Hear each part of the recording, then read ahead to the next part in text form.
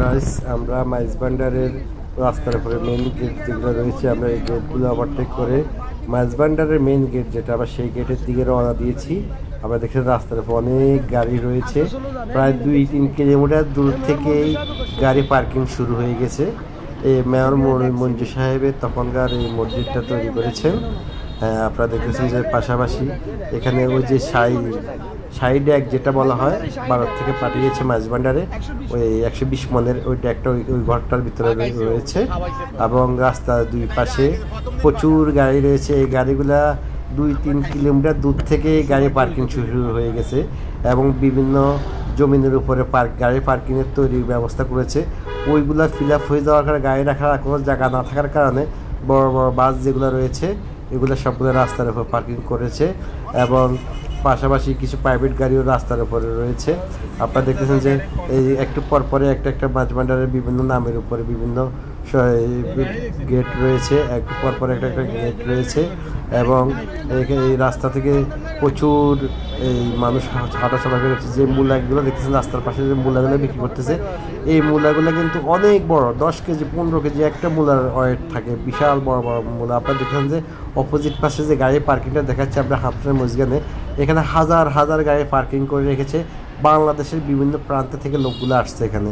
আপনারা দেখছেন যে গরু এবং মোষ এবং বিভিন্ন গরু মোষ ছাগলের যে এই ঘরগুলো দেখতেছেন আপনারা, এখানে হাজার হাজার গরু মোষ রয়েছে।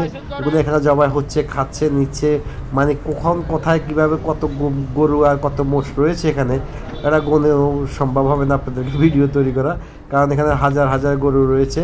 হাজার হাজার মানুষ মানত করতেছে এবং দিচ্ছে, নিচ্ছে, জবা করতেছে, খাচ্ছে।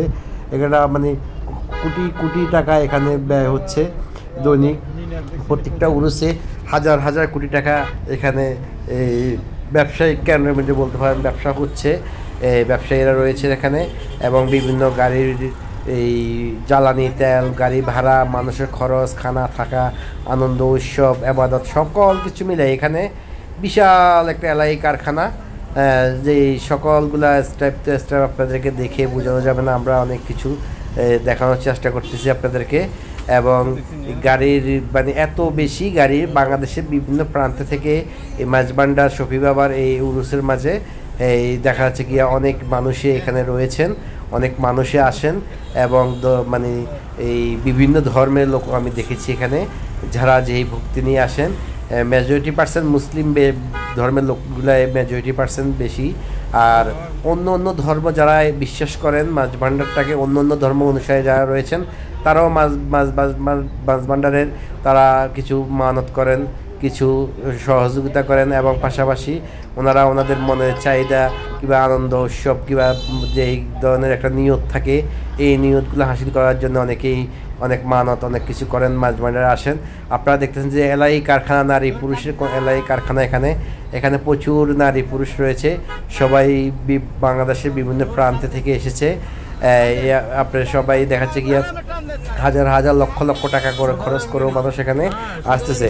বিভিন্ন শিল্পী গোষ্ঠী রয়েছে এখানে, বিভিন্ন গানাদার রয়েছে। আমরা ভিতরেও আপনাদেরকে সেটা দেখানোর চেষ্টা করব, যেহেতু ভিডিওটা লং হয়ে যাবে তাই আপনারা ভিতরে কীভাবে ঢুকতেছি আমরা গেটগুলো আপনাদেরকে এবং গাড়ি পার্কিংগুলো মানুষ কীভাবে চলাচল করতেছে, কীভাবে মূলা নাম করা বাংলাদেশের না বিশ্বের মধ্যে নাম করার মূল্য এসেছে মাইজভান্ডারে।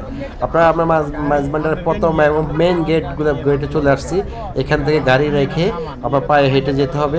এই যে আপনারা মেন গেটটা দেখতেছেন মাইজভান্ডারের, আমরা এই মাইজভান্ডার এখন মেন গেটটায় রয়েছি। রাস্তা মেন রোড থেকে যে মাইজভান্ডারের যে এরিয়াটা রয়েছে, আমরা ওই এরিয়াটা ঢুকতে হলে এই মেন গেটটা দিয়ে ঢুকতে হবে।